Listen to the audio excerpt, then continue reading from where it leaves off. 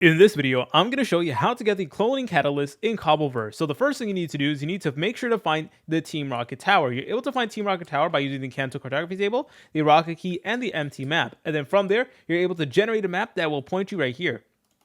So you would put your empty map right here, then your Team Rocket key, but since we have it over here, we should be good to go, and you're able to go ahead and find this tower within the Badlands biome, and it should look something like this.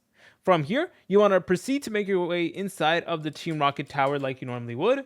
So there you go. You would go inside here, but for clarity purposes, I'm going to be using spectator mode.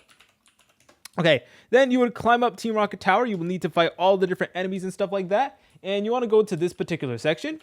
Then you will see these ladders. And you want to climb all the way up here. And that's where you want to go ahead and fight the Team Rocket General Archer. Now, once you beat him, there's actually a secret room. So if you go ahead and break the block right here, there you go. It is then going to access to Athena, and that is where you're able to go ahead and fight her. Now, I'm not going to lie, this is going to be a pretty intense battle, so be prepared. She's going to drop the cloning catalyst, and then from there, you're able to use that, of course, in order to skip Mewtwo or for whatever purposes you need. If you guys found this video helpful, make sure to leave a like and subscribe. I'll see you in the next video.